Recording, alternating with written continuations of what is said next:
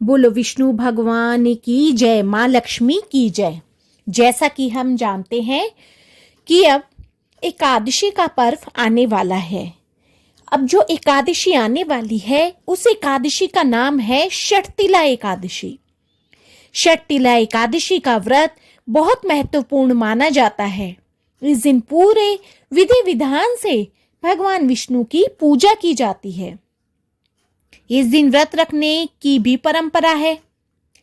इस व्रत को रखने से भगवान का आशीर्वाद प्राप्त होता है और इससे सभी पापों का भी नाश हो रहा है। इसलिए इस व्रत को, इस एकादशी को पाप हरनी एकादशी के नाम से भी जाना जाता है। षटतिला का अर्थ भी है 6 तिल। इस दिन भगवान विष्णु की पूजा 6 तिल से होती है और तिलों का 6 तरह से उपयोग किया जाता है। षटतिला एकादशी का व्रत माघ महीने के कृष्ण पक्ष की एकादशी को मनाया जाता है। अब हम जानेंगे कि षटतिला एकादशी की तिथि और शुभ मुहूर्त क्या है। माघ माह के कृष्ण पक्ष की एकादशी तिथि को षटतिला एकादशी कहा जाता है। इस एकादशी तिथि की शुरुआत हो रही है 24 जनवरी को शाम 7:25 पर और इस एकादशी तिथि का समापन होगा 25 जनवरी रात 8:31 पर।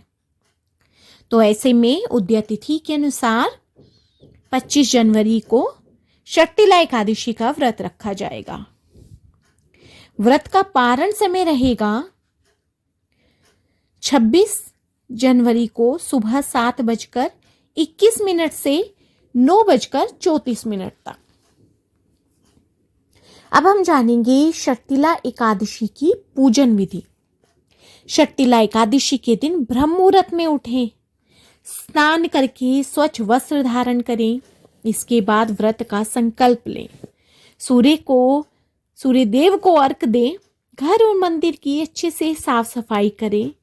फिर भगवान विष्णु जी की मूर्ति एक चौकी पर स्थापित करें। उस चौकी पर पीले रंग का वस्त्र, पीले रंग का कपड़ा बिछा लें। इसके बाद श्री हरि की विधि विधान से पूजा करें। भगवान विष्णु को धूप, दीप और नैवेद्य आदि अर्पित करें। तुलसी जी अवश्य चढ़ाएं और षटतिला एकादशी की व्रत कथा करें। अंत में आरती करें। इस दिन दान करना बहुत अधिक शुभ माना जाता है। षटतिला एकादशी के व्रत का बहुत महत्व होता है। यह व्रत भगवान विष्णु को समर्पित है। भगवान विष्णु की पूजा करने से सभी मनोकामनाएं पूर्ण होती हैं, घर में सुख समृद्धि आती है। इस व्रत को करने से सभी पापों का भी नाश होता है।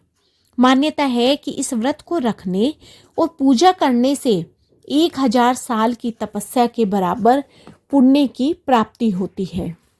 षटतिला एकादशी पर तिल का बहुत अधिक महत्व होता है। इस दिन तिल को 6 प्रकार से उपयोग करना बेहद शुभ माना जाता है। तो पहला है तिल के जल से स्नान करें। जब स्नान करें तो उसमें अपने पानी की बाल्टी में थोड़े से तिल डाल लें। दूसरा है पिसे हुए तिल का उपटन करें और आप उसका उपटन बना करके भी उसको उपयोग में ला सकते हैं। तिलों का हवन करें।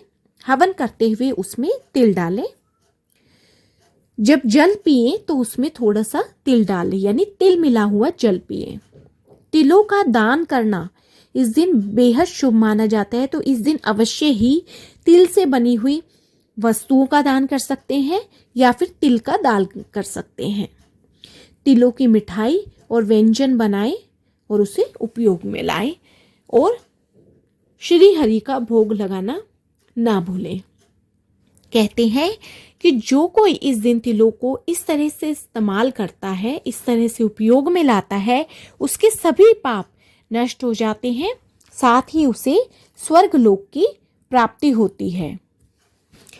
एकादशी वाले दिन पूरे दिन भगवान विष्णु की आराधना करनी चाहिए। रात्रि में जागरण का इसमें विशेष महत्व माना जाता है। इसके बाद द्वादशी के दिन प्रातःकाल उठकर स्नान कर फिर से विधि विधान से भगवान विष्णु की पूजा करनी चाहिए, भोग लगाना चाहिए और पंडितों को भोजन कराने के बाद ही स्वयं अन्न ग्रहण करना चाहिए। एकादशी के व्रत के दिन हमें विष्णु सहस्त्र नाम पाठ अवश्य करना चाहिए। ऐसा माना जाता है कि इस व्रत को करने से कन्यादान यानी सोने का दान करने और 1000 साल की तपस्या के बराबर पुण्य मिलता है। तो बोलो विष्णु भगवान की जय, माँ लक्ष्मी की जय। तो फ्रेंड्स, आपको मेरी ये वीडियो पसंद आई हो, यूज़फुल लगी हो तो ये वीडियो को ज़्यादा से ज़्यादा लाइक, शेयर एंड चैनल को सब्सक्राइब कीजिए। बोलो ओम नमो भगवते वासुदेवाय नमः।